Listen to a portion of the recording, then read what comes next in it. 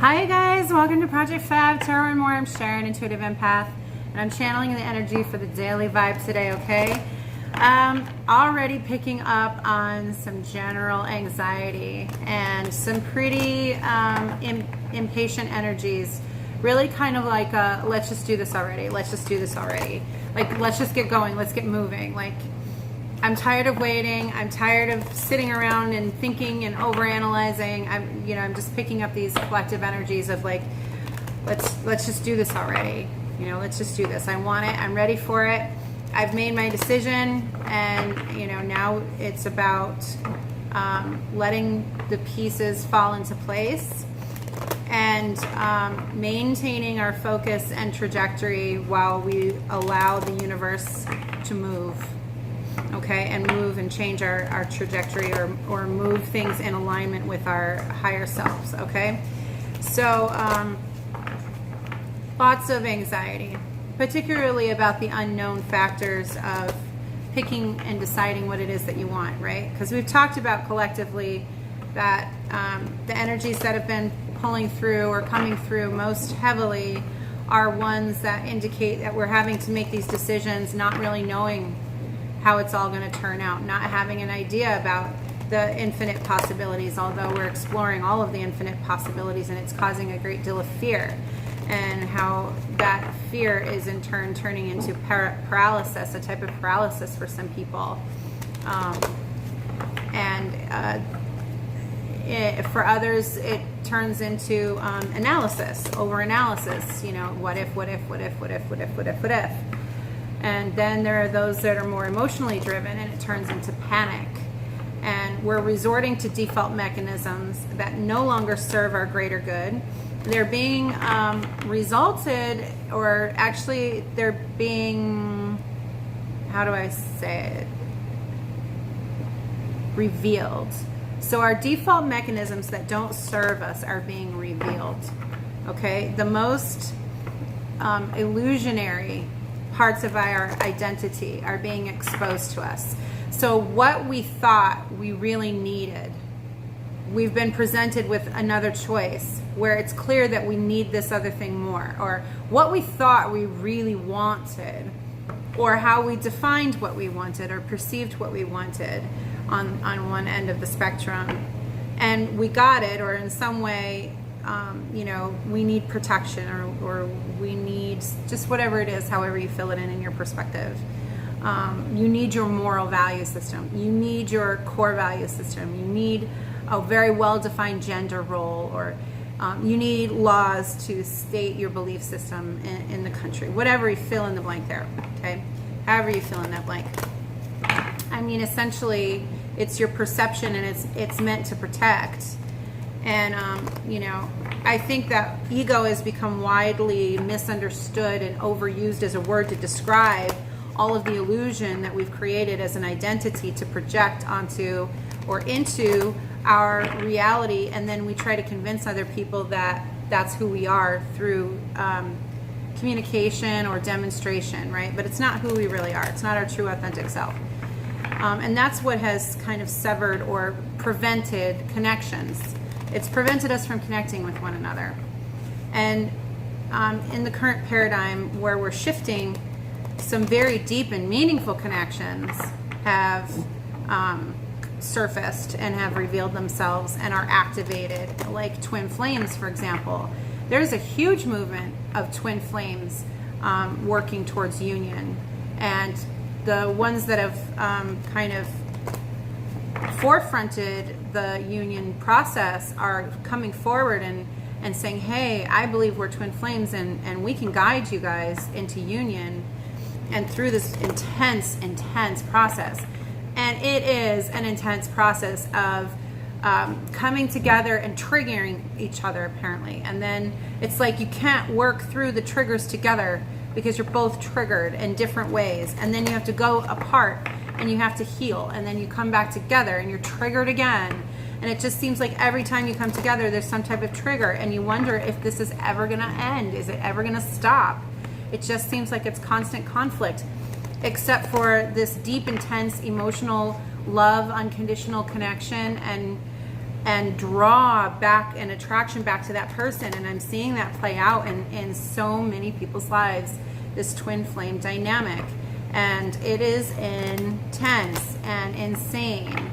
Okay, and then there are some people who have like soulmate connections right now and karmic fulfillments that they're working through, as far as like how to give to another person more than what they give to you, and how to allow like how to allow myself to love this person even though I know they need more from me than I could ever need from them, or we need from each other in different ways, or meet each other's needs, or what it is about this whole idea that we would need anything or anyone. And that's a change in perception from my preconditioning as well. It's like we have relationships with each other. They can be predetermined, predestined, and pre-contracted from pre-birth. It's very, very interesting, some of the things that have come into light or into my focus in the past month, particularly as far as like what's been revealed, and how it's been revealed, in what way, and how I've been affected. And I mean, I can't even tell you how much I've grown, and like even most recently in realizing how reactive I can be when I'm panicking. Like when something is happening to me or happening in my world that I saw coming but didn't want to happen, it's almost like I panic. And then in that panic, I just get like, I don't want to say mean per se, because I'm not mean spirited as a person goes, but it's like, I fly off the handle and just say things that I know I mean. Like, I know I mean to say something, but the word choice is definitely disrespectful. No doubt about it, disrespectful. And that's come into light, and I'm just like, I want to work on that and stop doing that, because that's definitely something that has been preconditioned in me. I've learned to communicate that way, and that's not who I want to be. I don't want to hurt people like that, No matter what they've done or what they're doing, I don't want to be the person that's doing that to somebody else. And that's huge for me. For those of you who know me, that I pretty much just say whatever I want to say. I don't really, I have filters, and I know what's appropriate and when to say it and how to say it and everything like that. But when it comes to like internal relationships or intimate relationships, I pretty much just speak my mind, and I speak it strongly. I speak it boldly. Some people respect that, and other people are very sensitive, and they take it as criticism, or if they don't understand me very well. So I'm learning how to be a bit more diplomatic in my approach with people, simply because they're just not awakened to that in themselves, or enlightened to that in themselves. So generally speaking, collectively, so that's how the collective energy is affecting me personally right now. And let's get into the cards regarding the collective energies and what's going on for the Activations Oracle. Talk a little bit about that. It's freaking hot as anything right now, and my AC is not working properly. So that's why I'm like a little different attitude right now. I'm like sitting in front of the fan trying to stay as cool as possible, but it's really, it's not nice here, you guys. I'm making this work today. I told myself I'm not giving myself this excuse to not do the videos. So magic and root chakra came out together. So we're gonna read root chakra first, because I do feel like the reason why there's so much anxiety and going on is because there's lots of air moving around, lots of ether energy. When you're generating, when you're generating a plan, it's sometimes important to recognize how it needs to be grounded into the earth and made real. Okay, so here's the thing, here's the dynamic. How to take your magical plan, right, that doesn't even seem like it's possible, and make it real. The root chakra is the key here, okay, for grounding this magical, almost dream-like plan that doesn't seem like it's too good to be true, right? Dream big, right? How do you make it real, though? The frequency of the root chakra stimulates passion and supports our sense of security on this physical plane, both in our bodies as well as in the physical world. So that's what this is how do we take our magical plans and make them real? The flower of life is a geometric shape recognized by many cultures all over the planet. It consists of 13 equal circles that intersect at the middle of each circle.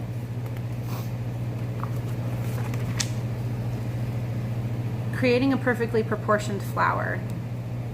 I'll let you guys look at that symbolism there for a little bit. This beautiful pattern is often used to indicate our understanding of our connection as humans and as spiritual beings to the whole. So there we go. That as I was shuffling through, this is the card that came out to reflect exactly what we were picking up on. So confirmation that this is exactly what we're experiencing right now. So it's the color red is the root or base chakra. It's linked to our survival instincts and to our ability to ground and identify ourselves in the physical world.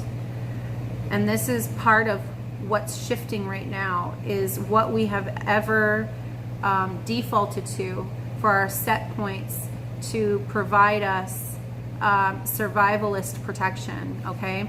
In relationship, when someone triggers you emotionally, it would be the set points of behaviors that you kind of rummage back to relegate what you decide to do. And fear is based in this chakra, not necessarily in the heart chakra as much as this chakra, because this is the fight or flight chakra. This is the self-protection. So anything that causes us to kind of regress back into ourselves ruminates here in the root chakra, and it can cause imbalances here. This is the basis for all of the sexual dysfunction. Okay, for a lot of people to express themselves in an unhealthy way sexually is because their root chakra is actually out of balance or out of alignment with the pillar of the rest of the chakra system. And it usually represents a misunderstanding about their own identity, because they believe they can have sex without connecting to another human being, and that is not possible. It is not possible to connect any part of your physical being or any part of your auric being to another human being and not connect and just not connect at all. There's a connection there. And creating all of these connections within the root chakra that doesn't make sense or doesn't serve any purpose needs to be purged. And in that purging, there's a Kundalini awakening, and it centers from the grounding in the root chakra system. It's instinctive primal energy, and it's the first chakra believed to be the generator of life. Okay, so we ultimately take from our magical thoughts and our magical being from the ethers, and we have to bring it down the pillar. Okay, these ideas have to make it grounded into this physical plane. Okay, so it comes from source and it moves its way through our internal chakra system. Our pineal gland interprets the information, and basically what the pineal does is it takes the actual download or the information from source. And we'll just talk about this process a little bit. I feel led to do this. So it starts off in magical realm, right? Has no body, has no form. And it has to be interpreted through the pineal gland, through the third eye. From the crown to the third eye. And the third eye takes the information and it interprets it. And then it brings it and drops it into the upper, or into the throat chakra. And the throat chakra interprets what of that for you is truth. And then it goes to the upper heart chakra, in between the truth, the facts, the information, and the interpretation of that magical principle concept of creation and generation. And how do we make it, how do we connect with that in a way that we can even drop it lower, okay? So the heart chakra, the upper heart chakra, this is where this combination of interpretations takes place between the ether realm and the actual physical plane, okay? For some of us, a good example that is pretty relative across the board is falling in love, okay? Particularly when you have a soul connection with someone. So the soul connection exists externally to this whole process, okay? Because it's in the ethers, okay? In order to manifest the relationship, just like in a twin flame paradigm, you have your twin flame paradigm, you have your soul connection paradigm playing out externally, 5D, 7D, 9D, different dimensional realms, right? How do you bring it into the 3D and make it a linear relationship? How do you live together? How do you function together? How do you make this spiritual relationship unionized? You have to drop it down into the root chakra, and you have to purge every chakra and everything that needs to be cleared out as a resistance point. And it needs to be transformed because it needs to be in alignment with not just you, but with this soul connection in order to manifest that. So it drops down into the root chakra, and that's the energy of where we're at right now, which is why we're experiencing a lot of panic. Sorry, you guys. Anytime I'm getting strong energies from source, my whole face tingles, and right now it's making my my nose vibrate, and it tickles. And it affects my voice actually too sometimes.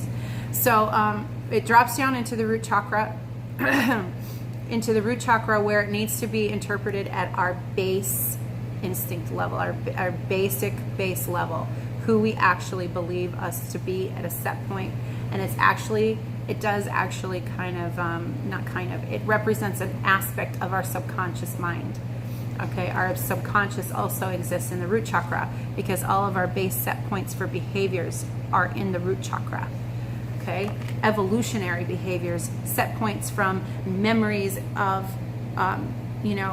basically we can call them genetic memories, bloodline memories, are based in the root chakra. So we have to clear this chakra in order to manifest this magical. Well, since we're talking about, we'll just keep going with the twin flame paradigm. In order to manifest union, you have to work through the root chakra. In order to manifest abundance from the Akashic download records, because a lot of you are experiencing that. You have acquired in your ascension process access to your Akashic records, and you've learned the abundance that exists there, and now you're trying to bring it down into the linear, into the manifesting realm, into the linear realm in a form of abundance, either financial wealth or spiritual abundance. Some people are looking to be gurus and authenticate that with their true self and function in the linear world as gurus, as guides, as authors of books, taking art to a whole new level. And I love the arts, so that's why I always kind of lean in that direction. But so I feel led to go over to 31, which is magic, and talk about that. The frequency of magic supports our intrinsic ability to grow and expand beyond this moment, to move towards possibilities and expressions that are as grand and profound as we can imagine. All that is required is our belief in their manifestation. So, and I only really have a Christian background, and that preconditioning is something that I've really had to strip and allow to release as I'm moving forward into this new energy, because a lot of the things that I'm being called to do or asked to do have been considered in my belief system prior to a very long time ago to be evil or to be of the dark forces. So it's kind of challenging for me to work through that within my own internal core value system and accept that this is the reality that I find to be most true for myself, is that in the ethers of all space-time and of source spirit and energy, frequency, energy, and vibration, faith plays a major role in that. It doesn't take a lot of faith. It only takes a small bit of hope to believe that this is true and that it can happen. And for twin flames, to continue working on that one, for twin flames to unionize, all you have to do is believe that it's going to happen. And you cannot falter in this. Meaning, when you fall out of alignment and doubt and fear start to become the more ever-present energy, it's important to snap that back into alignment, because fear and doubt, when it infiltrates out of balance into your head space, into your inner dialogue, into your heart space, into your emotional dialogue, your truth doesn't get spoken. You start to speak to yourself the illusion of your identity once again, and you can get caught in your own illusion, and it's self-inflicted. It's typically what we find is that a lot of this illusionary identity is self-inflicted, and it doesn't it does not resonate with what we believe to be possible regarding the magical process of manifesting or manifestation. So oftentimes what we consider to be magic is simply that which we cannot explain within the parameters of our existing belief system or reality. If we haven't seen something before, or we were never taught that something could exist, then it must be magic if we clearly experience or observe it. Magic can be described as the explanation we give for something we perceive as real, even though science has not been able to prove or explain it yet, and our mind struggles to accept it. That's where it's at. Okay, so there's an essence in our intuition that this is real. We feel or experience the depth and the strength of the connection. It's almost magnetic, the pull to come back together, but we can't seem to convince our logical, analytical mind that this relationship makes any kind of sense, and that sacrificing things that are actually happening in real life, right? Because that's just it, is it's like, so for some twin flames, what I'm hearing is that they're with other people. Okay, they're like, I've been in a relationship with this person for 5 years, and there's literally nothing, not that there's nothing wrong with the relationship, but it's not anywhere near as emotionally satisfying as the twin flame relationship. And the person that's experiencing this twin flame relationship but is still in a committed relationship for 5 years hasn't grown in this steady 5-year relationship the way that they have with their twin flame partner. Okay? And they're afraid to manifest union because of what it means, because of how they're going to be viewed, because of this preconditioned paradigm of it's not right to leave my 5-year partner to be with the twin flame, because what if it doesn't work out with the twin flame? It's such an intense energy, and so far we come together and move away, and come together and move away. And it's like, what if that never stops? What if we never can get together, and then I've sacrificed this 5-year relationship, made a public fool of myself because I broke up with somebody that was really steady, and you know, we've invested a lot together to do this twin flame thing. And it seems like twin flames is a trend. So what I'm hearing is they're really afraid. They're just terrified of what that means, but they almost seem to get that that's where they're going with it anyway. And it's like they're fighting it and they're resisting it, but they know they want to be with this other person. They just don't know how to make it happen.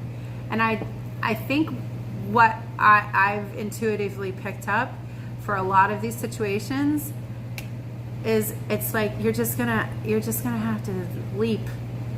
Like you're just gonna have to make the hard decision and leap and do it, and then figure it out. Work it out, you know? Like both of the twin flames are like, you know, they're ready. Both of them have literally said to each other, I'm ready, I want this. And then it's like, oh, seriously? Like you really do? You really, really want this? And then it's like, yes, I really want this. You know, and it's like I can't say what's right or wrong anymore. Like even by my own thought process. To leave a 5-year relationship for the twin flame paradigm. It's like, but the twin flame relationship is very vital and important in today's world and in the new energy. Like they both function to raise the collective vibration of the planet. Like how do you deny that relationship? And is there a way for that relationship to coexist with the marriage or the 5-year relationship? Or, I mean, it seems so destructive, but you know, I don't think that any of my pre-existing thought processes really has a logical explanation for this. You know, when you're being called by a greater sum of the parts to participate in something that speaks to your absolute authentic truth, do you say no? Do you turn it down? Like how? You know, and one of my girlfriends has been going through this for 5 years with this other person. Like she's in this committed relationship, met this other person first, 5 years committed with this person, never chose who she believes now to be her twin flame. And she's struggling. She's struggling with what to do because the person that she's with now, you know, isn't a bad person and didn't really do anything wrong, but they just don't have the same, it's just not the same, it's just not the same. And she knows it, and she knows it. She just knows it. And I feel for her. I really do. I just feel for any of you twin flames that are like, you know, going through it yourselves. Really, seriously, my heart is just in it for you, because it is pretty, you know, working in a soulmate type of relationship myself. It's like the push-pull kind of aspect of it is, it's almost maddening sometimes, you know, just maddening to like push-pull and then kicking and screaming into the relationship. And it's like, what for? It was going to happen anyway. We're in love with each other. Like, we're in love with each other, and it is what it is, and it's going to happen the way it's going to happen. So perhaps our deep fascination with magic is our unconscious desire to alter our existing reality and expand beyond our current state to become a much grander expression of who we really are. Magic helps us believe that anything is possible. Even the things that seem impossible or make no sense. Magic is another word for manifestation. So the realignment process for today is, I believe in magic, and I can make this situation real. So when you fall out of alignment and you experience that doubt and fear, and for those twin flame relationships, or those who are trying to manifest your Akashic wealth, that's another group of people right now that are trying to bring this down and make it real in the 3D. I believe in you guys. I too, totally, wholeheartedly. We all have to believe in each other that we can make this happen and that this is real. Life without a little bit of magic, it's just boring.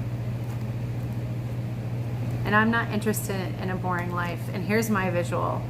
Life is about this long, and I want to live this much of it. So you do the math. But I think what this also shows, most importantly, is that you got the universe on your side. So whatever it is that you're manifesting, this magic that you feel that you really want to draw out into your life, this combination of cards coming out is like, this is real, guys. This is real. You can make this happen. Keep going, keep going, keep going. You're on the right path, even if it doesn't seem like it. Don't let your inner dialogue tell you that you're doing something wrong. You're not. You're doing exactly what you need to be doing at exactly when you need to be doing it, and it's going to take place because this is divine timing. And this is, you know, you've for the twin flame paradigm, you both have chosen it. Then you're going to manifest it. You're going to manifest the togetherness. And just know that the universe doesn't just have you protected. The other people that are involved, it has them protected too. It really does. It has something in store for them. They're not going to be left destitute. I have yet to see any person that has been moved out of my life so that I can continue to grow and manifest my truth and authenticity and my gifts. I have yet to see any of those people leave the situation less blessed. They are blessed. They are well provided for and taken care of for the part of what they've contributed to my growth. Absolutely well compensated for, every single one of them. And it takes maybe a few months to a year to really see how that works out for them. And I always did feel a little bit bad, but the universe has them too. So understand that the universe doesn't just have you moving forward into where you're called to be, but go where you're called to be, because that's where you're meant to be. That's exactly what it's meant to be.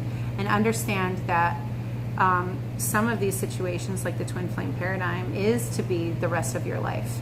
It's being set up that way, and to have faith in that too. This is the time for union for these couples for the rest of their lives. That's just the nature of these relationships. And the Akashic group that's getting their Akashic abundance, also setting you guys up financially with abundance for the rest of your lives. Like, it's happening. This is the paradigm that we're in right now. It's shifting. And the energy right now wants to cause overanalysis of the unknown, fear of the unknown, the fight or flight instinct to run and move way out of alignment. Stay the course. Anytime you feel fear today, take a deep breath, quiet the mind, and tell yourself, stay the course. Stay the course. Doesn't matter. Don't define the course. Don't tell yourself what it is. That's it. Leave it at that. And then move on. Stay the course and move on. Intense energies today. I wish you guys light and love. Sending light and love to every single one of you guys today and many days after this. Click like, subscribe, share the video so that other people can get it. Sorry, distraction outside with landscaping, I guess, today. Yeah, click like, subscribe, share the video so that other people can hear the message too. And as always, namaste. Thank you so much for being here.